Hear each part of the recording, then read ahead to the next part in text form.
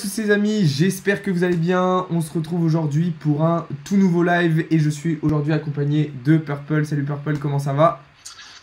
Salut, ça va très bien et toi? Ça va, parfait. Du coup les amis, aujourd'hui on se retrouve pour un tout nouveau format, un format qu'on va appeler Talk Show. Donc en gros, ça va être un live où on va aborder différents sujets et ça va être de la discussion totalement libre. Donc on va échanger sur ces différents sujets. Et évidemment, vous allez être impliqué dans cette discussion puisque vous allez pouvoir poser vos questions dans le live. Aujourd'hui, les Tout à fait. trois thèmes qu'on va aborder, ça va être un premier thème sur de l'analyse technique et fondamentale du marché. Donc voir un petit peu ce qui est en train de se passer sur le marché, etc. Donner notre avis, échanger si on est plutôt bullish, bearish, etc.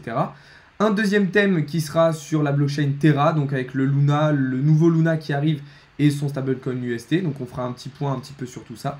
Et un troisième thème qui concernera Ethereum 2.0. Je sais que vous êtes nombreux à s'intéresser à ces différents sujets, donc voilà pourquoi on a décidé de les aborder. Cette première édition, je précise juste qu'elle se fait en distanciel, vous voyez qu'on est en visio. Le but c'est qu'au fur et à mesure des éditions, eh bien, on passe sur du réel, donc vous verrez ça, l'évolution qui suivra dans les prochaines semaines.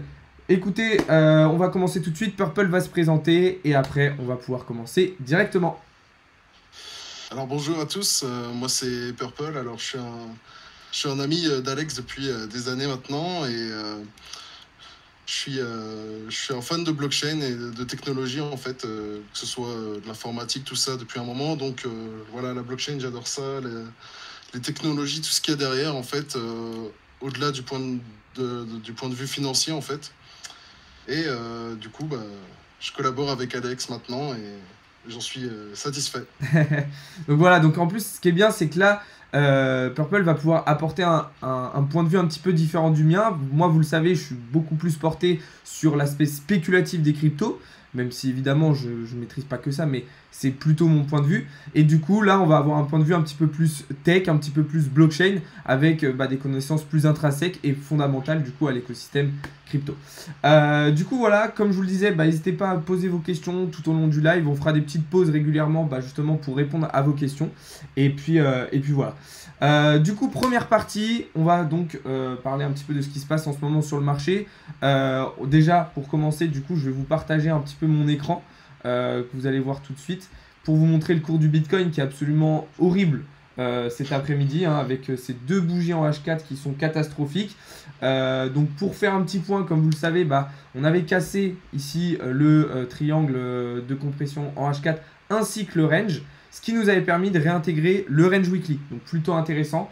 Mais bon, visiblement tout ça ne semblait être qu'un fake out puisqu'on a cassé de nouveau le range weekly, réintégré le range et le triangle H4. Donc vraiment pas ouf ce que nous fait le Bitcoin aujourd'hui. Je vous avais mis en garde plusieurs fois dans des vidéos d'analyse sur TikTok, sur Insta et surtout sur YouTube avec des vidéos que je vous ai sorties les derniers jours en vous disant que tout ça n'était peut-être qu'un piège et donc il fallait être extrêmement prudent en ce moment sur la situation du marché. Globalement, toi, Purple, qu'est-ce que tu penses un petit peu de cette situation de marché en ce moment? Est-ce que tu es plutôt bullish, bearish, où est-ce que tu te situes? Je pense que je suis un peu bearish quand même. Pendant très longtemps, j'ai été bullish malgré la baisse du Bitcoin et des altcoins. Moi, j'aime beaucoup les altcoins. Et là, elles ont pris vraiment très très cher ces derniers mois. Et Ouais. je pense que pour l'instant, c'est assez incertain, hein. Sur long terme, je suis toujours très bullish, Ouais. hein, mais court terme, moyen terme, là, c'est assez tendu. Ok. C'est vrai C'est que... vraiment pas- Ouais, vas-y, je te laisse finir, excuse-moi. Non, je disais, on s'attendait à une remontée suite au crash boursier, hein, pour, euh, pour contrebalancer, un peu comme avec le Covid, mais Ouais, pour l'instant, c'est voilà. raté. Ouais, je suis un peu d'accord avec toi. C'est vrai que moi, si vous me suivez, vous voyez bien que pendant longtemps, même les derniers mois où c'était compliqué, j'espérais encore que voilà, on ait des rebonds techniques qui nous permettent de nous relancer, hein. Vous le savez, moi de base, j'avais comme optique que 2022 allait être une très belle année. Là, clairement, je considère que c'est pas possible pour 2022, ou en tout cas, ça va être extrêmement compliqué. Et justement, tu parlais des altcoins, les altcoins qui, pour la plupart, sont à moins 80% par rapport à leur ATH de fin Oui, oui, 2021. ouais, très largement. Et toi, justement, du coup, niveau des altcoins, est-ce qu'il y en a parmi ces altcoins qui t'intéressent particulièrement et si oui, pourquoi? Bah, moi, Solana, ça a été un peu ma révélation de fin d'année, ou même, on va dire, dès le milieu de l'année 2021, avec l'arrivée des NFT, en fait. C'est ça Ouais, qui a fait un peu bousculer tout. D'ailleurs, il me semble que Solana est passé devant Ethereum sur les NFT, en tout cas à l'espace de quelques temps ouais, récemment. Et je trouve qu'il y a une communauté qui est assez sympa. Et au-delà de ça, évidemment, la scalabilité. bien sûr.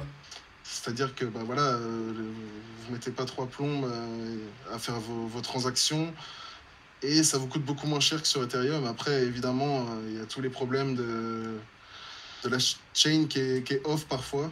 Ouais, Mais ouais, j'aime beaucoup Solana. J'aimais beaucoup Elrond aussi. Elrond qui a pris une énorme claque. ouais. Il a pris une énorme claque et on attend toujours de voir qu'est-ce qu'ils vont pouvoir faire fondamentalement Ouais. en termes de produits et qu'est-ce qu'ils vont pouvoir nous faire, quoi.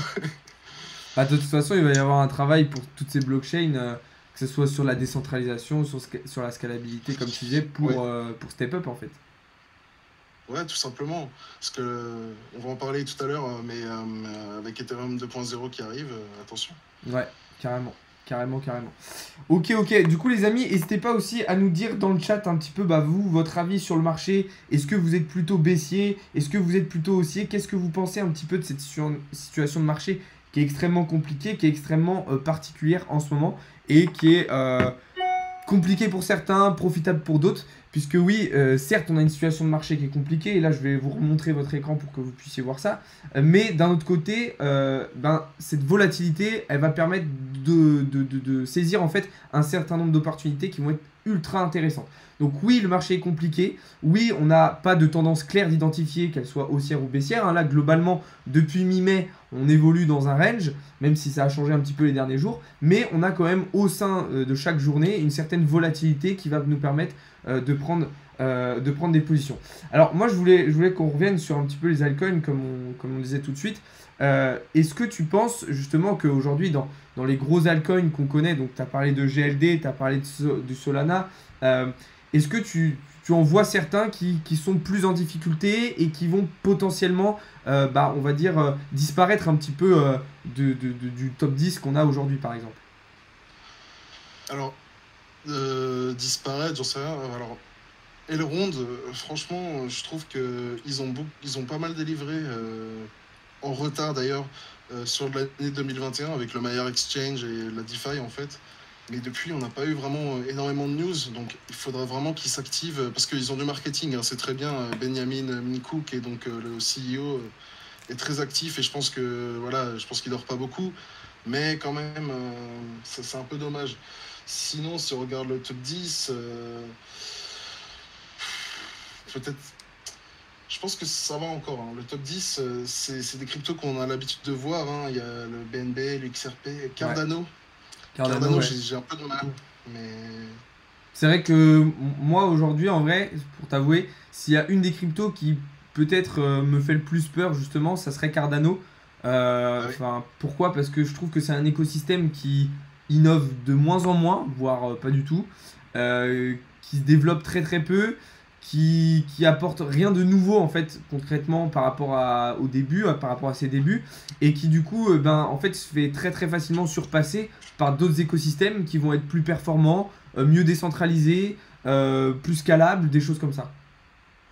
Moi, j'ai l'impression que sur Cardano, il y a beaucoup de gens et d'institutions peut-être qui sont là depuis longtemps en fait, Ouais, qui sont là depuis un moment, qui ne lâchent pas l'affaire parce que bah, déjà, si on prend juste l'aspect visuel, c'est en dessous de 1 $, ouais, c'est attrayant aussi pour des débutants qui s'y connaissent pas forcément. carrément. Mais c'est vrai que voilà, j'avais vu, il y avait Sunday Swap, donc qui était une plateforme de DeFi à la PancakeSwap un petit peu. Mais depuis, je sais pas vraiment ce qu'il en est. C'est vrai que ça bouge très très peu et c'est pour ça aussi que ADA, donc le token de Cardano, a été un des altcoins les plus en difficulté sur la fin 2021, début 2022, parce que il y a beaucoup de gens, alors comme tu l'as dit, il y a beaucoup de gens qui sont là depuis longtemps, mais parmi ces gens-là, il y a aussi beaucoup de gens, je pense, qui ont quitté le navire en se disant, en fait, l'herbe, elle est peut-être plus verte ailleurs, avec d'autres écosystèmes peut-être plus jeunes, mais plus compétent, plus intéressant, plus performant en fait, tout simplement. Justement, tout ça, on en reparlera en fin de live, dans la dernière partie du live, quand on parlera d'Ethereum 2.0, en vous expliquant que chaque écosystème, chaque blockchain, elle va avoir des avantages, des inconvénients. Il va y avoir des caractéristiques où elles vont être meilleures et d'autres où elles vont être moins bonnes, parce que de toute façon, elles peuvent pas être parfaites partout. Donc voilà, on va faire un petit tour sur les premières questions qui ont pu être posées sur le live.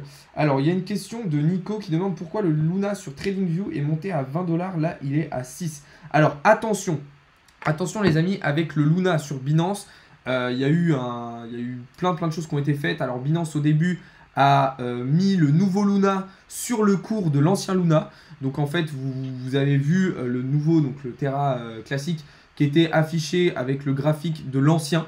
Donc en gros, on ne sait pas encore pourquoi ça a été fait comme ça, mais il y a des rumeurs qui courent comme quoi ça aurait été volontaire pour en fait impliquer en erreur tous les nouveaux entrants, et que du coup il y en a qui rachètent plus que prévu, d'autres qui vendent plus que prévu. Donc soyez très très prudents, hein, je vous le dis, même si vous n'avez pas forcément racheté de Luna, soyez extrêmement prudents, parce que là ce qui se passe en ce moment, personnellement je trouve ça très bancal, donc soyez extrêmement prudents. D'ailleurs toi Purple, est-ce que justement tu as racheté du Luna, alors on va pas trop parler de Luna pour l'instant parce que c'est le deuxième thème du live, mais est-ce que tu en as racheté toi récemment? Alors non, je n'en ai pas racheté, j'ai hésité, Ouais. mais non, je suis sûr de moi et je préfère pas. Ok, ça marche. Bon, de toute façon, ça, on y reviendra dans la deuxième partie du live. Il y a une question d'Another qui demande: j'espère que les longues ont des pansements sur BTC. Alors là, clairement, ouais, les amis, tous ceux qui étaient en longue sur Bitcoin, tous ceux qui étaient bullish la suite au dernier jour, clairement, ça souffre. Alors maintenant, rien n'est perdu, hein, rien n'est perdu pour le moment. Alors je sais pas si vous voyez mon écran, ouais, vous voyez mon écran. Vous voyez que là, en gros, ce qu'on vient faire en H4, c'est tout simplement un pullback, en fait. Donc c'est-à-dire qu'on revient tester les supports précédents. Là, vous voyez qu'on revient tester la zone des 30 000, on va dire entre 30 000 et 30 300$, donc qui correspond au haut du triangle H4 ainsi qu'au range H4.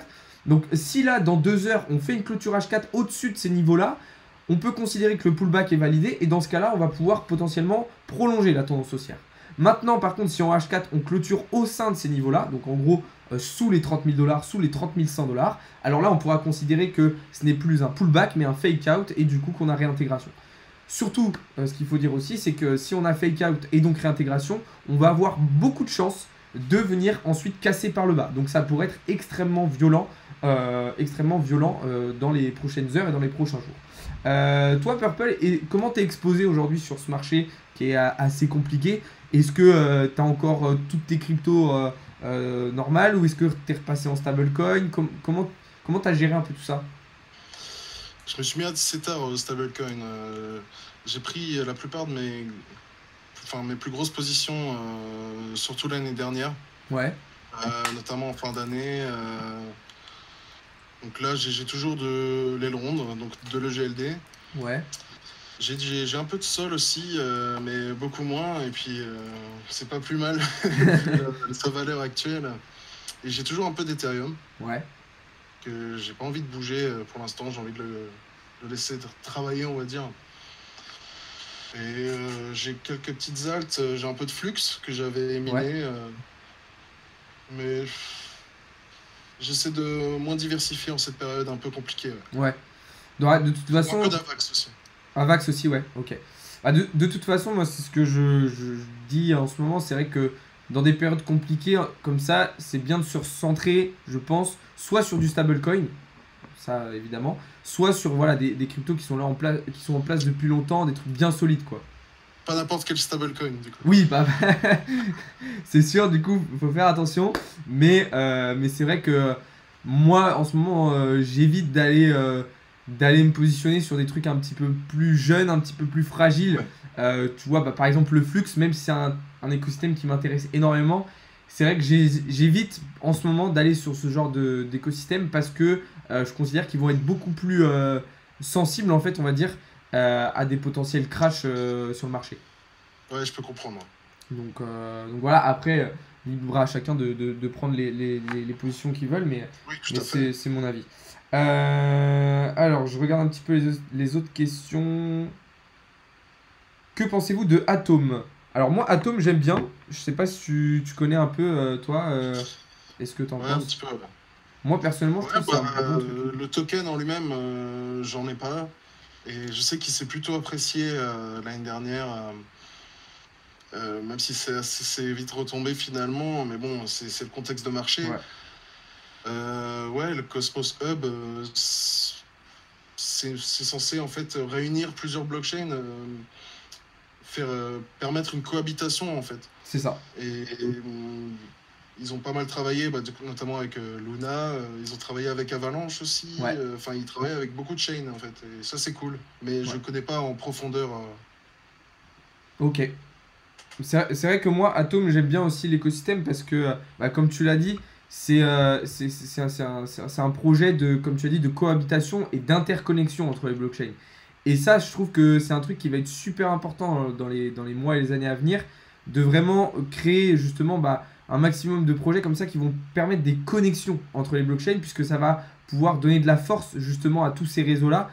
Et je pense sincèrement que si toutes ces blockchains restent de leur côté et ne travaillent pas ensemble, on va mettre beaucoup plus de temps à avancer et on va beaucoup plus galérer à avancer que si vraiment on arrive à créer quelque chose de commun en fait entre toutes ces blockchains. Donc effectivement, moi, Atom, c'est quelque chose qui me plaît beaucoup. Je suis plutôt d'accord avec toi. Ok, bon, bah parfait. Luna, on va en parler juste après Raptor de la zone. Et on passe du coup sur une dernière question. Après, honnêtement, on savait que pour aller chercher les 25 voire 24, il fallait liquider à 32. Ouais, c'est ça. Ce qu'il faut comprendre aussi, juste pour du coup terminer cette première partie sur le marché, c'est vrai que voilà, là, il y avait quand même pas mal de liquidités à aller chercher dans cette zone, on le sait, au-dessus des 31 000 dollars. Donc voilà, encore une fois, il va falloir attendre de voir ce soir comment va se comporter le marché. Est-ce qu'on va valider un pullback ou est-ce qu'on fait un fake out et dans ce cas-là, on casse tout? En tout cas, moi, mon avis, clairement, c'est que si d'ici ce soir, on ne valide pas de pullback et donc on réintègre ces zones, je pense qu'on va aller chercher très très rapidement vers les 26 voire 25 000 dollars. Peut-être pas d'ici fin de semaine, mais d'ici peut-être 7-10 jours. En fait, je pense clairement qu'on peut voir un Bitcoin retourner vers les 26 voire 25 000 dollars. Parce que bah voilà, c'est ça. On avait de la liquidité à aller chercher. Là, on est allé la chercher. Donc, ça peut aller très très vite dans l'autre sens. On peut avoir une très grosse pression vendeuse aussi qui va nous amener fortement vers le bas. Donc voilà, il va falloir saisir les opportunités qu'on va avoir. Si on réintègre, on va pouvoir short assez facilement, je pense. Donc voilà, en tout cas, si ça vous intéresse, je vous invite à rejoindre le Discord. Vous avez tous les liens en bio pour checker un petit peu bah, toutes les analyses que je fais, tous les avis que je donne, etc. etc. Juste pour terminer ce petit point sur le marché, juste du côté de l'indice Fear and Greed, on voit qu'on était plutôt bien remonté aujourd'hui, avec un indice qui est monté à 17. Donc évidemment, on reste dans un niveau de peur extrême, hein, rien d'étonnant, mais on est remonté un petit peu. Et on le sait, quand on a un indice Fear and Greed comme ça qui a tendance à monter un petit peu trop vite, bah c'est que généralement on va repartir dans l'autre sens après. Et pour ça, il y a un deuxième indicateur qui va confirmer ça, c'est l'indicateur Blockchain Whisper hein, que je vous partage désormais depuis quelques semaines. Globalement, l'indice Blockchain Whisper montrait qu'on était plutôt en confiance. Alors moi je me fie principalement à Binance hein, sur cet indicateur. On voit qu'on était en long à 60% contre 40% en short et on le sait, la majorité a souvent tort. Donc là, voilà, c'est encore une fois un exemple qui nous donne raison. Donc voilà un petit peu pour cette première partie de live sur bah, le marché qui est assez compliqué en ce moment, comme vous vous en doutez, et qui met en difficulté beaucoup de personnes. Du coup, on va passer désormais à une deuxième partie de live. Cette fois-ci, on va donc aborder le thème de Terra. Donc Terra, je le rappelle, c'est la blockchain et l'écosystème du token Luna, dont vous avez probablement entendu parler. Qu'est-ce qu'on peut dire en fait sur ce qui s'est passé, parce qu'il y a tellement de choses à dire. Par quoi on pourrait commencer? Bah déjà, Luna, c'est un écosystème qui est composé de tokens, hein, évidemment. Donc le Luna et le Terra. Donc le Luna, c'est un token bah, de gouvernance, on va dire. Et l'UST va être son stablecoin. Et il y a eu un dépeg et une chute abominable ces derniers temps. Est-ce que ça t'a surpris, toi? Est-ce que ça t'a surpris un écosystème qui paraissait aussi solide comme Terra se péter la gueule comme ça, que ce soit à la fois du côté du token et à la fois du côté du stable? Ouais, alors ouais, je savais qu'il y avait des risques, notamment au niveau de l'UST, mais je pensais pas que ça irait à ce point-là en fait. Moi, un truc qui m'avait mis vite fait la puce à l'oreille, mais j'aurais jamais deviné un crash Ouais, comme celui qu'on a connu, c'est que la plateforme Encore, qui est une plateforme de lending où vous pouvez faire travailler du coup vos UST, ils proposaient jusqu'à au début 20%, 19,5% par an, et eux-mêmes commençaient à galérer à être rentables en fait. ouais, Et donc là, je me suis dit que c'était déjà compliqué.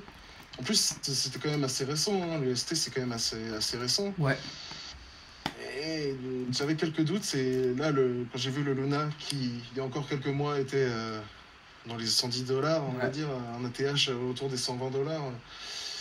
Donc, dégringoler, j'y ai pas cru. Ouais. Franchement, j'y ai pas cru. Ouais, bah, je pense on a été très nombreux dans ce cas-là. C'est vrai que ça a été violent, ça a été soudain, ça a été imprévu. Alors on verra après un petit peu plus tard bah, quelles sont les raisons un petit peu de cette chute. Moi, c'est vrai que personnellement, je m'y attendais pas. C'est-à-dire que moi, c'était un écosystème qui me plaisait. Je considérais que c'était un écosystème qui était plutôt bien en place. Et c'est vrai que dès que ça a commencé un petit peu à baisser, je me suis vraiment plus intéressé aux fondamentaux. Et je me suis rendu compte qu'effectivement, il y avait des problèmes et qu'il y avait des personnes qui, déjà plusieurs mois avant, avaient identifié ces problèmes. Alors, c'était beaucoup des Américains qui en avaient parlé, qui disaient que un écosystème comme Terra était encore trop dépendant de son stablecoin, en fait, et du coup trop fragile. Et c'est vrai que là, bah, en fait, c'est l'exemple parfait. On a un écosystème qui n'arrive pas, enfin, qui perd la valeur de son stablecoin, et ce qui est quelque chose de ultra grave, parce que normalement, quand on est en stable, on est protégé, on n'est pas exposé. Donc, quand on perd de l'argent alors qu'on est en stable, c'est qu'il y a un problème. On est exposé, mais quasiment pas comparé Voilà, à n'importe quel autre token, évidemment. voilà, quand je dis on n'est pas exposé, c'est évidemment tout est relatif, mais non, Oui, enfin, quand on est une personne aujourd'hui qui est en crypto, on se dit bon bah je me mets en stable pour justement pas être impacté par ce qui va se passer sur le marché. bah ouais. Donc c'est vrai que c'est assez particulier comme situation. Dites-nous d'ailleurs d'un petit peu dans le chat, est-ce que vous aviez du Luna avant? Est-ce que vous en avez racheté, etc. pendant la baisse? Et du coup, toi, Purple, bah, qu'est-ce que tu penses bah, du plan de relance là, qui est en train d'être mis en place par le PDG de Terra, etc. Bah, alors, moi, le personnage de Doc One, donc, qui est donc le créateur, on va dire, de Terraform Labs, donc de Terra Luna, j'ai appris un peu qui il était il y a quelques jours, et en vrai, c'est un mec qui a l'air assez mégalomane, très sûr de lui. Et, je sais pas, son plan de relance, d'accord, ils ont refait un token, donc attendez, je vais pouvoir vous Ouais, montrer ça. ouais, tu peux partager ton écran, Ouais, ouais. ça, comme ça on va voir ça. Alors, Je regarde s'il y a des petites questions en attendant. ouais, pas de souci. Donc pas le meilleur moment pour acheter pour du long terme, le trading c'est mieux, c'est pas... Bah, pour l'instant, Robert, ouais, il faut attendre qu'on trouve vraiment le bottom, qu'on sache où est le bottom exactement avant de pouvoir racheter pour du long terme. Mais après, c'est possible de faire du DCA quand même en ce moment. Oui. Alors, tac, ok. Alors, par rapport à Dokwon, voilà, c'est un mec qui est assez mégalomane. On peut voir par exemple que sur sa description Twitter, c'était Master of Stablecoin. Et donc, Alors attends, bon, juste, je te coupe, ça bug un peu ouais. ton écran. Ah, pardon. En fait, C'était freeze, c'était freeze. Est-ce que c'est encore Freeze? Ouais, là, il y a même plus d'écran, en fait, il y a juste marqué Purple présentation. Purple TV présentation. Bon, si tu veux, je peux arrêter le partage. Alors, comment ça se fait? Essaye de remettre, peut-être, voir. Peut-être que c'était juste Ouais. un... Parce que tout à l'heure, ça a bien marché.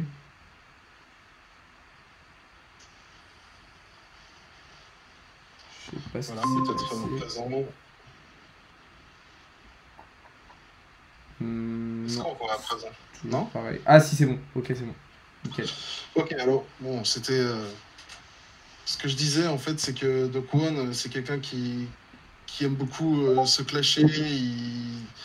Il aime aussi clasher Bitcoin.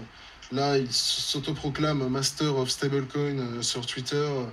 Et en fait, le plan de relance, donc, est un airdrop. Et en fait, globalement, refaire la même chose. Alors, on a un Terra qui actuellement est devenu un Terra classique. Ouais.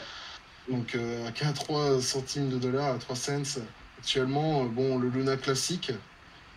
Et à présent, le Luna, tout simplement Terra Luna. Et je pense qu'on n'est pas à l'abri que ça recommence finalement, en fait. Parce que c'est sur les mêmes bases, en fait. Je sais Ouais. pas ce que toi, tu en penses personnellement, mais... Alors ton partage par contre ne marche Ouais. toujours pas, en fait je pense que tu peux arrêter, je crois que c'est un problème avec Très bien. avec ta connexion.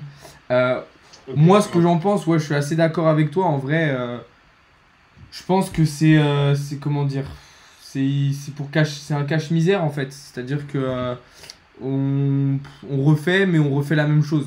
En fait c'est on pète un truc et puis on met un coup de peinture dessus pour pas voir qu'on a pété le truc en fait. C'est après d'un côté, je me dis ça, mais d'un autre côté, je me dis aussi qu'il faut bien faire quelque chose. Ils sont bien obligés de faire quelque chose pour justement essayer de sauver un peu la baraque. Et pour aussi, par respect pour les investisseurs, hein, parce que je rappelle que quand même, Terra, c'est 60 milliards de pertes pour les investisseurs. Ouais, c'est énorme. C'est absolument phénoménal. Si on compare à un truc qui est même pas en fait comparable, qui est une arnaque de Bernie Madoff, je sais pas si certains vont connaître, qui s'élevait à. C'était des millions d'euros, je sais plus exactement c'était combien, mais c'était des Ouais, je millions sais plus d'euros. exactement combien. Ouais. Mais il faut savoir que ce mec-là, il a été condamné à 150 ans de prison. Là, on a clairement un mec qui fait perdre 60 milliards de dollars à ses investisseurs. Et visiblement, alors à part en Corée où il est un petit peu dans la sauce et il commence à avoir des accusations, Ouais, il a été convoqué globalement. à New York aussi. Ah ouais, ok, bah, je savais pas ça. Mais Après, voilà, c'est vrai que pour l'instant, c'est assez flou. On sait pas trop est-ce qu'il va prendre quelque chose, une peine ou quoi. Il y a ouais, des enquêtes, mais... c'est vrai que pour l'instant, en tout cas, on n'a pas eu l'impression qu'il y avait un gros mécontentement, que les gens enfin, ouais, je sais pas. Mais après, ouais, moi, ce que j'en pense, c'est que euh, il va falloir attendre, il va falloir de voir plus. C'est une première étape, là, ce premier plan de relance, mais il va falloir voir si ça va être suffisant, si dans la durée, dans la continuité, ça va fonctionner. Parce que pour moi, aujourd'hui, enfin, après un crash comme ça montre quand même une grosse fragilité et il va falloir être patient pour vraiment voir si le truc va réussir à se relancer de manière solide et concrète. Donc c'est pour ça que moi je considère que c'est encore beaucoup trop risqué pour le moment de s'exploser Ouais, là-dessus. je pense que ouais, faut éviter de s'exploser là-dessus, hein, sans conseil. Mais même si en soi, je pense qu'il y a des petits trades à faire quand même sur du court terme Ouais, assez intéressant de temps en temps. Mais ouais, c'est pas moi qui m'exposera dessus. je suis assez d'accord avec toi. Après voilà, libre à vous les amis de faire vos propres choix, hein. On ne fait pas du conseil en investissement. Ça peut être un coup de poker. Ça peut être un coup de poker aussi, hein, on sait jamais. Mais ça reste quand même quelque chose de très très risqué au vu de ce qui s'est passé les dernières semaines. Euh, alors après, en termes de raisons concrètement, euh, toi, parce qu'on en a échangé, on en a parlé déjà un petit peu, on sait qu'il y a plusieurs rumeurs qui circulent. Au début, on a parlé que ça pouvait être Wall Street, après on a vu que c'était peut-être en fait des gros investisseurs qui avaient fait couler ça. Toi, quelle est l'hypothèse qui te semble la plus semblable? Pourquoi tu penses que ça a chuté? Est-ce que c'est uniquement à cause des fondamentaux ou est-ce que ça vient de l'extérieur? Alors, bah déjà, il y a un peu de fondamental, je pense, ça joue. Parce que si le fondamental est pas, comment dire, bien construit, forcément, quelqu'un de malhonnête ouais, qui veut vraiment faire quelque chose, il va justement essayer de trouver les failles. Ouais, Et moi, je pense que c'est quand même plusieurs personnes ou des groupes financiers qui sont derrière ça, parce que on parle de millions de... Enfin, pour moi, je pense que c'est quelqu'un ou plusieurs personnes malveillantes ouais, ouais. qui sont à l'origine de ça. Alors après, on a pu voir que selon d'autres sources, ça pourrait être des baleines en fait qui ont voulu partir de ce réseau. Je sais pas si tu voulais en parler ou... Ouais, bah justement, c'est un article qu'on a vu tout à l'heure. Alors, je sais pas si je vais le retrouver, je vais essayer de vous le repartager à l'écran. Mais effectivement, il y a des rumeurs comme quoi, en fait, on aurait en fait 7 baleines, donc qui sont clairement identifiées aujourd'hui, qui auraient vendu énormément, eh bien, justement, le Luna. Alors, pourquoi ils auraient vendu? Alors, justement, bah, là aussi, on a une part de fondamental, en fait. On a une part de fondamental, puisque apparemment, ces baleines-là auraient vendu justement parce qu'elles avaient perdu confiance dans le projet Terra. Donc là, vous voyez, l'article s'affiche à l'écran. Alors, c'est en anglais, je vous le partagerai dans le Discord, comme ça, vous pourrez aller le voir et aller le traduire. Mais effectivement, c'est une des rumeurs qui est sortie récemment, là, bah, même aujourd'hui, comme quoi on aurait donc 7 baleines. Alors quand on parle de baleines, en gros, c'est des gros investisseurs avec voilà, des capitaux vraiment énormes qui sont positionnés sur un actif. Et donc ces 7 baleines, de manière simultanée, elles auraient vendu en fait du Luna, de l'UST, parce qu'elles ne croyaient plus en le projet. Le problème, c'est que quand on a des gens comme ça ou des institutions qui vendent à coups de millions et à coups de millions et à coups de millions, bah ça a un impact sur le prix. C'est pas comme quand toi ou moi on va vendre un peu d'Ethereum sur Binance, ça va rien changer. Mais là ça a un impact. Là ça a un impact. Mais comme tu l'as dit, il y a une part de fondamental. Il y a une part de fondamental parce que Et je pense qu'on peut faire un lien étroit entre ça et le protocole Encore. En fait, quand tu as autant d'UST, c'est pas pour ne pas le faire travailler. Ces personnes-là étaient probablement sur des pools sur Encore. Je pense que, bon, j'ai pas fait le travail d'aller chercher sur la blockchain, mais on peut le faire en soi. ouais. Donc, il y a Oui. cette hypothèse-là à vérifier. Ouais, de toute façon, je pense qu'on aura la réponse un jour, hein. Après, il y avait d'autres rumeurs alors, qui étaient sorties juste après le crash, qui disaient que plutôt ça venait de Wall Street, comme quoi on aurait plutôt donc, des institutions financières ou des entreprises qui auraient provoqué ce crash. Alors là, du coup, si on prend plus en compte cette hypothèse, du coup là, ça partirait plus de quelque chose de malveillant et pas forcément trop sur le fondamental, puisque c'était potentiellement des personnes qui n'étaient pas forcément exposées dessus, mais ça serait plutôt malveillant. Donc est-ce qu'il y a d'autres enjeux derrière ça, avec potentiellement, je sais pas, le CEO de Terra qui était en partenariat avec des entreprises? Ça peut être plein de choses en vrai. Aujourd'hui, le milieu de la crypto, il y a des liens qui commencent à être de plus en plus étroits avec le milieu de la bourse. Donc ça peut être plein de raisons différentes. Mais c'est vrai que l'avenir nous le dira et la justice aussi. Hein. ouais, carrément. De toute façon, je pense qu'il y aura évidemment la justice qui sera saisie. Après, je pense que dans tous les cas, comme tu l'as dit, il y a une part de fondamental derrière, parce que enfin voilà, aujourd'hui, est-ce qu'une personne voudrait faire chuter Ethereum? Et si oui, est-ce qu'elle y arriverait? Tu vois, enfin, pour moi, voilà, il y a forcément du fondamental derrière, il y a forcément quelque chose qui allait pas. Et comme on l'a dit tout à l'heure, il y a déjà des personnes qui en avaient parlé il y a quelques mois en disant que, encore une fois, Terra, c'était un écosystème qui était trop dépendant de son stablecoin et du coup qui était trop fragile. Donc voilà un petit peu sur cette partie-là. En tout cas, je sais qu'il y a pas mal de personnes qui avaient du Luna. Du coup, toi, tu m'as dit que tu n'en avais pas racheté, mais est-ce que tu en avais avant? Non, alors j'avais vraiment hésité, mais je trouvais qu'il était déjà assez fortement valorisé à l'époque, l'année dernière. Ok. C'est vrai que Luna, c'est une crypto qui avait très très bien performé, hein.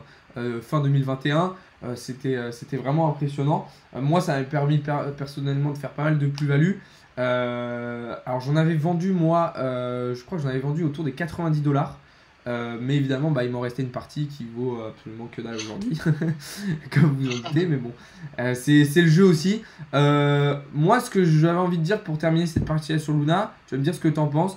C'était que d'un côté, je pense que c'est nécessaire pour le marché et pour l'écosystème dans son intégralité de passer par ce genre de purge un petit peu, on va dire, pour que tout le monde apprenne, pour que tout le monde en tire des leçons et pour qu'on avance dans le bon sens. Qu'est-ce que t'en penses? Ouais, moi je suis d'accord. Il y a toujours eu dans l'histoire des crashs.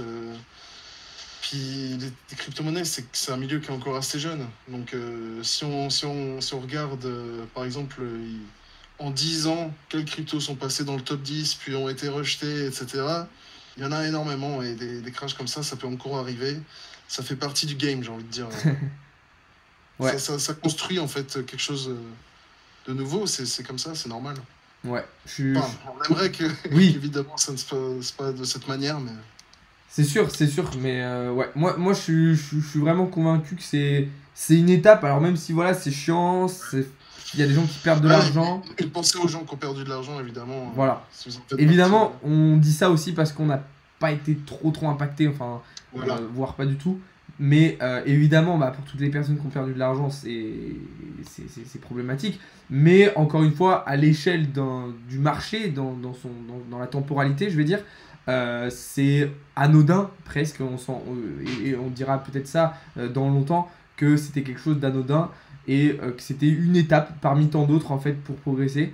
Euh, il faut passer par là pour moi, voilà, par des phases de correction comme ça qui vont nous permettre de progresser et de nous relever Et pour. dissocier les vrais projets aussi, C'est ça, c'est des ça, projets un peu plus instables. c'est ça. Moi, je le dis tout le temps. C'est toujours, pour moi, le marché de la crypto, c'est comme tout, c'est la loi du plus fort. C'est-à-dire que c'est les écosystèmes les plus sécurisés, les mieux décentralisés, les plus scalables qui vont perdurer dans le temps. Et on parlait tout à l'heure, par exemple, de Solana qui a eu des petites difficultés. Pour moi, clairement, Solana, c'est un écosystème qui, si, là, dans les prochains mois, prochaines années, ne fait pas les avancées nécessaires d'un point de vue décentralisation et d'un point de vue performance, alors, enfin, quoi que performance, ça va encore, mais surtout d'un point de vue décentralisation, ça va être chaud pour eux. Ouais, ouais, je suis plutôt d'accord. Ouais. Et puis c'est surtout que faut pas que ça continue. C'est-à-dire que la blockchain, ouais, elle passe des fois en off d'un coup à cause de bots ou de mint NFT, et c'est assez dommage. Mais je pense qu'elle a encore du potentiel. Ouais. Alors voilà, comme on disait, évidemment, Attention. évidemment, tout ça, c'est encore un marché jeune, comme on vous le disait, donc c'est normal que tout n'est pas parfait. Voilà, il y a des personnes qui, on le sait, hein, critiquent l'écosystème crypto en disant ah bah ici ça performe pas bien, ça pollue, ça ceci, ça cela. Tout peut pas être parfait en un claquement de doigts. Si on fait, j'aime bien faire cette comparaison, par exemple, avec les voitures électriques. Les voitures électriques, c'est quelque chose de nouveau. Bah, on peut pas, évidemment, dès le début des voitures électriques, faire 2000 bornes avec une voiture électrique. Ça va prendre du temps. Mais il faut passer par des étapes comme ça pour qu'un jour, ça soit démocratisé totalement et adopté totalement. Sinon c'est pas possible. Donc voilà un petit peu pour cette partie sur Luna. Continuez à poser vos questions, les amis, dans le live, hein. N'hésitez pas. Qu'est-ce que je voulais dire? Du coup, là, on va pouvoir passer sur une troisième partie qui va concerner Ethereum 2.0. On va expliquer du coup un petit peu qu'est-ce que c'est, qu'est-ce que ça va changer, en quoi ça va impacter tout ça. Déjà, est-ce que tu peux nous dire comment fonctionne Ethereum aujourd'hui et pourquoi ça va, enfin, qu'est-ce qui va changer en fait? Alors, Ethereum, jusqu'à maintenant, fonctionne en proof of stake, en proof of work, pardon, comme Bitcoin en fait. Donc, c'est-à-dire que c'est un réseau décentralisé qui va fonctionner avec des GPU, avec des ordinateurs qui vont fournir une puissance de calcul qui va permettre en fait au réseau de fonctionner en fait, tout simplement. C'est ça. Et le but d'Ethereum 2.0, donc qui est maintenant appelé The Merge, ce serait en fait de passer en proof of stake.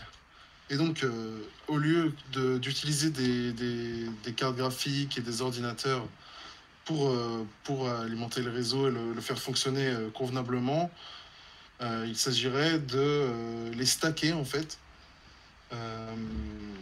Et comment dire, d'améliorer la scalabilité en fait. Parce qu'en fait, Ethereum, comme beaucoup de cryptos, sont amenés à avoir des problèmes, enfin un dilemme qui n'est pas un dilemme, qui est un trilemme, puisqu'il s'agit du trilemme décentralisation, sécurité, scalabilité. Donc pour l'instant, Ethereum a la décentralisation et la sécurité. C'est assez comparable à Bitcoin, même si Bitcoin est plus gros à l'heure actuelle, évidemment. Mais ce qui manque à Ethereum, c'est cette scalabilité. Comme vous le savez sûrement, les frais sont abominables sur Ethereum et vous allez mettre pas mal de temps à faire votre transaction. Et ça devient de plus en plus compliqué pour un système qui se veut être le meilleur. Et donc je pense qu'on est obligé de passer par là aujourd'hui. Ouais. Je pense que, on parlait juste avant d'étapes nécessaires dans l'évolution d'un écosystème. Je pense que Ethereum 2.0, c'est une étape nécessaire dans l'évolution d'Ethereum. Tu voulais rajouter Ouais, évidemment. Non, ça me fait penser à ce que tu disais tout à l'heure, qu'il y en a qui parlent de pollution, etc. C'est évidemment un argument de plus pour Ethereum 2.0, en fait, qui est censé du coup moins polluer, puisque moins de consommation d'énergie. Après, moi, j'aime toujours le proof of work, hein, qui est le fait de pouvoir miner des cryptos. C'est très sécuritaire. Et, et c'est rémunérateur aussi, du coup, pour les mineurs. Mais je pense qu'il faut passer à l'étape au-dessus. C'est un grand enjeu en fait de la crypto, même si on s'en rend pas forcément compte comme ça peut changer beaucoup de choses. Ouais, je suis d'accord avec toi. Alors après, bon, moi, je t'avoue que j'attends avec impatience, mais ça fait quand même 2 ans, voire même peut-être plus, je sais même plus combien de temps ça fait, tellement ça fait longtemps, Ouais, ça fait plusieurs années, ouais. qu'on nous dit c'est bon, ça arrive. Alors je vous rappelle que là, début de 2022, certains devs d'Ethereum nous ont dit que c'était pour le mois de juin. Là, on passe plutôt sur début 2023. Donc c'est-à-dire que c'est sans cesse repoussé. Ça Alors début 2023, je sais pas, mais ça peut quand même arriver peut-être en fin d'année. En tout cas, il y a des sérieux tests qui sont en cours et il y a des plans pour juin. Mais pour faire marcher tout ça, ouais, je pense que si ça peut arriver en fin d'année, ce serait vraiment cool parce que, ouais, comme tu l'as dit, ça fait vraiment des années. L'année dernière, je me rappelle, tous les 2 3 mois, ah ouais, ça va être là. Ah non, en fait, ça sera pas ouais, maintenant, ce sera plus tard. C'est vrai que c'est quelque chose qui fait dire à certaines personnes aussi, bah non, en fait, je suis plus bullish dessus, ça prend trop de temps. Mais je pense que c'est important le temps ouais, pour développer des technologies pareilles. ouais. Je suis assez d'accord avec toi. C'est vrai que ça peut être un peu fatigant de toujours attendre quelque chose, etc. Mais d'un autre côté, quand on comprend les enjeux qu'il y a derrière et évidemment toute la technologie qu'il y a derrière, évidemment que c'est quelque chose qui va demander du temps. Après, toi, est-ce que tu penses que ça va permettre aussi à Ethereum, en termes de prix, là on va parler un petit peu plus de prix, cette mise à jour, même si c'est plus qu'une mise à jour selon moi, est-ce que ça va permettre à Ethereum d'avoir un prix qui va croître beaucoup plus rapidement? J'ai pas de boule de cristal, mais en revanche, ce qu'on peut dire, euh, c'est que, comment dire, Ethereum, pour le projet 2.0, il y a 10% des Ethers en fait qui sont bloqués pour jusqu'à Ethereum 2.0, donc en stacking. Et donc, on ne sait jamais si ces personnes décident de le garder au moment d'Ethereum 2.0 ou est-ce qu'ils vont tout simplement les dumper parce qu'il y en a qui ont mis cet argent, cet Ether depuis des années maintenant. Ouais. Donc, franchement, je sais pas, mais je suis quand même bullish parce que c'est quand même quelque chose qui est très attendu. Imaginez aller sur, par exemple, OpenSea, acheter un NFT ou aller sur votre Play to Earn préféré et avoir une vitesse et des frais vraiment réduits, enfin une vitesse améliorée mais grandement et des frais vraiment réduits. Et selon Ethereum, les frais seraient encore plus bas que Solana, Avalanche et compagnie, quoi. Ouais. Donc, C'est- mais ouais, c'est- c'est vrai qu'on peut se poser la question. Moi, je suis assez d'accord avec Je toi. pense que ça va prendre de la valeur. Ouais, je suis assez d'accord avec toi. C'est vrai que, comme bah, tu parlais par exemple des frais, mais il y a pas que ça. Mais c'est vrai que je pense que l'arrivée de Ethereum 2.0, ça va rendre en fait Ethereum encore plus attractif. C'est vrai qu'aujourd'hui, il y a plein de gens qui se détournent un petit peu d'Ethereum, de la blockchain Ethereum, parce que c'est lent, parce que les frais sont énormes, même si ça baisse un peu en ce moment, parce que les frais sont énormes. Et du coup, bah, forcément, qui dit des gens qui se détournent d'Ethereum, dit du coup des volumes de transactions, une utilisation qui est moins importante. Et donc forcément, on le sait, le prix, il est dépendant aussi en partie de Ouais. l'utilisation du token, de l'utilisation des volumes de transactions, etc. Donc clairement, moi je pense que Ethereum 2.0, ça va redonner comment dire, une attractivité en fait à Ethereum et du coup une utilisation qui va de nouveau être très importante et donc un prix qui va pouvoir croître. Ouais, évidemment. Et pour les nouveaux aussi, et les gens qui n'ont pas forcément énormément d'argent à mettre dans les frais, etc. Enfin, c'est clair que ils peuvent. Ouais. reprendre une bonne partie du marché qu'ils ont un peu, qui se sont, enfin, les gens qui se sont un peu éparpillés sur Solana, par exemple, Ouais, c'est ce que j'allais dire, ouais. c'est ce qui a fait le succès de Solana, hein, finalement. Là, justement, c'est la Enfin, en question que tout cas, j'allais te poser. Est-ce que tu ouais. penses que avec un Ethereum 2.0 qui serait arrivé plus tôt, par exemple un an en arrière, on va dire, est-ce que tu penses qu'on aurait vu, par exemple, tout ce qu'on a vu sur Solana, je veux dire fin 2021 avec les NFT? Est-ce que tu penses que ça aurait été possible pour eux ou non, puisque, dis-moi un peu ce que tu en penses.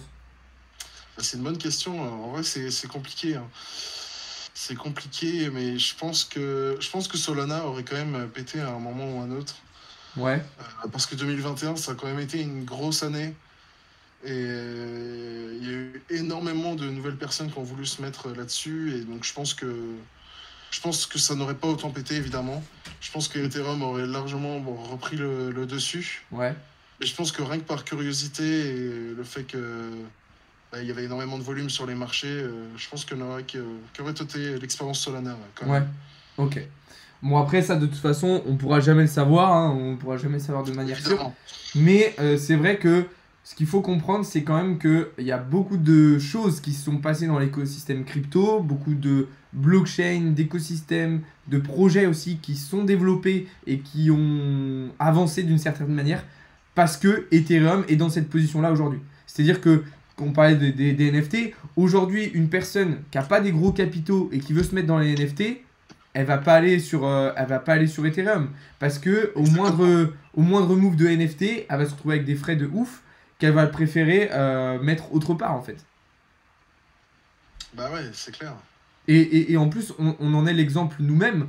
C'est vrai que on est rentré un petit peu en même temps, on va dire, dans l'écosystème NFT. Donc, on va dire, il y a Ouais. à peu près un an, on va dire fin 2000, enfin, ouais, septembre 2021, je veux dire août-septembre 2021, à Ouais, peu ouais, près. on va dire ça. De toute façon, c'est là que sur Solana, ça a pété, hein. C'est vraiment Voilà. fin août, septembre. Voilà, et ben nous, c'est vrai qu'on s'est dirigé principalement sur des projets sur Solana parce que c'était beaucoup plus abordable, c'était Ah beaucoup ouais, plus. c'était tentant. C'est nouveau, c'est rapide, c'est pas cher. C'était ça. C'est vrai, tout à fait. Et je pense que de toute façon, il y a enfin, une bonne partie de personnes qui ont été aussi dans cette situation-là. Euh, alors après, aujourd'hui maintenant, moi je t'avoue que sur les projets NFT que je suis, je vais m'intéresser essentiellement à Ethereum parce que je considère que sur Solana, on a beaucoup trop de projets qui sont bateaux en fait aujourd'hui. Moi, je pense que sur les deux blockchains, il y a beaucoup de projets bateaux. Mais en cette période un peu sombre au niveau du marché, c'est vrai qu'il faut faire attention. Et sur Solana, si on ne connaît pas, on peut vite ouais, tomber dans des panneaux et beaucoup d'arnaques. Mais je pense qu'il y en a aussi pas mal sur Ether. Je ne saurais pas dire en fait sur quel réseau il y a le plus d'arnaques. Mais bon, Ouais, une petite préférence pour Solana, mais je pense que tout peut changer très rapidement avec Ether 2.0. ouais. Je préfère pas être décisif en tout cas. Ouais. De toute façon, c'est trop dur de le savoir. Parce que, en plus, Ouais, on a vu que OpenSea, par exemple, avait récupéré une partie des NFT sur Solana. Donc là aussi, il va y avoir du changement de toute façon. Ça va impacter plein de choses. Dans tous les cas, moi, je suis vraiment convaincu que Ethereum 2.0, ça va être un gros tournant dans l'histoire en fait de l'écosystème crypto dans son intégralité et Web3 globalement en fait. ouais, tout simplement. Je pense que ça va être un vrai tournant. Quand tu vois le nombre rien que de tokens qui sont basés sur Ethereum, des projets qui construisent sur Ethereum, ouais, c'est clair que je pense qu'il y a un grand avenir pour Ethereum. Ouais, carrément, carrément. Je suis tout à fait d'accord. Bon, je vais faire un petit point. Il n'y a pas eu d'autres questions depuis tout à Ouais, l'heure. Bon, je pense qu'on va pouvoir s'arrêter là pour aujourd'hui. On a pu aborder de manière assez intéressante les trois thèmes qu'on s'était prévus. peut-être un petit point sur le minage du coup. Ouais, on va Ça, terminer sur ça te ça. dit? Du coup, Ouais. comme on vous l'a dit, Ethereum 2.0, ça veut dire qu'il n'y aura plus de mineurs. Plus de mineurs parce que justement le proof of stake n'a plus besoin d'une puissance de calcul pour valider les transactions sur la blockchain et donc valider les blocs justement sur cette blockchain. Toi, le minage, c'est quelque chose qui te, comme tu l'as dit tout à l'heure, qui t'intéresse. Euh, Est-ce que... Ouais, bah oui, le minage, ça m'intéresse. Alors, je suis pas à fond dedans en termes de matériel ou quoi. Mais ouais, ça va être un tournant quand même, parce que le nombre de personnes qui se sont mis à miner, déjà rien que l'année dernière, et, et aussi le prix des cartes, je pense que ça va être un tournant, puisque on parle déjà d'une spéculation sur Ethereum classique, Ouais, donc Ethereum classique, l'ancien Ethereum. Euh, mais je pense que les gens vont très vite se retrouver justement sur Ethereum classique ou sur des crypto-monnaies qui ont déjà plus ou moins fait leur preuve dans le minage, en tout cas, hein, parce que voilà, dans le monde du minage, c'est assez particulier. Il y a le Ravencoin, par exemple, ouais. le Flux aussi, qui est plutôt tendance. Et avec la baisse des prix sur le marché, des volumes, et également la baisse des prix des cartes graphiques, je pense que pour quelqu'un qui veut débuter, c'est quand même un bon moment pour essayer de se faire un petit setup. Ouais, je suis assez d'accord. Euh, Après, voilà, je sais qu'il y a, il y a pas mal de personnes d'ailleurs, Nico, je sais pas si Nico est sur le live, mais Nico, c'est quelqu'un qui travaille avec moi sur la partie minage. Lui, justement, il mine de l'Ethereum, il mine aussi du Ravencoin. Ouais. Voilà, pour toutes les personnes qui aujourd'hui ont commencé cette activité de minage, pas de panique. C'est pas parce que Ethereum va changer et ne va plus être minable, on va dire, que le minage dans son intégralité va s'arrêter. On pourra toujours faire du minage, mais sur d'autres crypto-monnaies, tout simplement. Oui, oui, voilà, faut pas non plus paniquer. Il y aura toujours des cryptos intéressantes à miner. C'est juste qu'Ethereum, voilà, faut qu'il évolue et il va passer à autre chose. Ouais, tout à fait. Tout à fait, tout à fait. En tout cas, moi aussi, en vrai, le minage, c'est un truc qui m'intéresse. Après, voilà, comme tu l'as dit, aujourd'hui, le prix des cartes, etc., il est assez conséquent pour des personnes qui n'ont pas forcément trop de capitaux. D'ailleurs, s'il y a certaines personnes que ça intéresse, dans le serveur Discord, justement, il y a une partie minage où bah, on vous apporte des connaissances sur le minage, où on vous apporte aussi les liens, etc., pour choper du matériel à bon prix et de bonne qualité. Donc si ça vous intéresse, eh ben, je vous laisse aller voir ça. Euh, Parce que il y a tout, absolument tout, dans le serveur Discord. Donc je vous laisse aller checker tout ça. Vous avez tous les liens dans la bio. Voilà un petit peu ce qu'on pouvait dire sur Ethereum 2.0, sur le minage, sur tous ces thèmes-là. Est-ce que tu as des petites choses à rajouter pour finir? Non, je pense qu'on a fait le tour. Alors, juste, je pense que sur les cartes graphiques, justement, il y a eu des baisses de prix récemment. Ouais. Ouais. Alors Je sais après, que, il y a selon une vraie guerre, ouais. hein. Il y a une vraie guerre entre gamers et mineurs sur les cartes Ah oui, graphiques. oui, alors c'est compliqué. Alors, moi, je suis dans les deux camps. Du coup, c'est assez compliqué. Mais j'essaie de rester discret, mais voilà. Ah, c'est vrai que moi je comprends les arguments des deux camps. Et je pense que dans tous les cas, ils vont bien se mettre d'accord à un moment parce que je pense que toutes les technologies blockchain et NFT qui existent aujourd'hui vont être Oui, intégrées dans le gaming très voilà. rapidement et de plus en plus. Ça pourrait être intégré au gaming sans même que les gens s'en rendent compte finalement, en Ouais, fait. Et ça, les gens ne l'ont pas encore saisi parce que c'est tout jeune, c'est tout nouveau. Mais ouais. ça, c'est encore un autre débat Bah, ce qui sera pourrait... peut-être l'objet d'un thème pour la Ça prochaine pourrait être édition. intéressant. Si ça intéresse du monde, je sais qu'il y a pas mal de gens qui me suivent, qui jouent aussi. Ça pourrait être un thème qu'on pourrait aborder les prochaines fois, carrément. Ok les amis, bah écoutez, on va arriver au terme de ce live. Ça fait quasiment 1 heure qu'on est ensemble. Merci à toi Purple d'avoir été présent avec nous ce C'était un soir. plaisir. Comme je vous le disais, du coup, les prochaines éditions, on va essayer de vous les faire en réel, tout simplement. Donc voilà, qu'on soit vraiment autour d'une table ou dans un fauteuil tranquillement et qu'on puisse échanger. Ça sera un format qui sera plus agréable pour vous à regarder, sans doute plus agréable aussi pour nous à faire. Donc voilà, là c'était histoire aussi de tester un petit peu le format, de voir un petit peu comment on pouvait mettre en place nos idées. Donc Ouais, soyez on espère indulgents. que ça vous a plu, hein. Ouais, bah, de toute façon, je pense qu'on aura des retours. Il y a déjà eu des retours un petit peu dans les commentaires. De toute façon, s'il y en a certains parmi vous qui n'ont pas pu regarder le live en intégralité, il y a la rediffusion qui va être mise sur YouTube juste après. Enfin, dans la soirée ou demain matin, vous inquiétez pas. Nous, on va se retrouver très prochainement. On essaiera de se faire ces formats assez régulièrement, hein. On verra peut-être 1 ou 2 fois par mois. de toute façon, on vous tiendra au courant. Et voilà, si jamais vous avez des questions un petit peu blockchain, tech à poser dans le Discord, vous pouvez @purple directement dans le Discord qui pourra vous répondre puisque c'est quelque chose qui l'intéresse.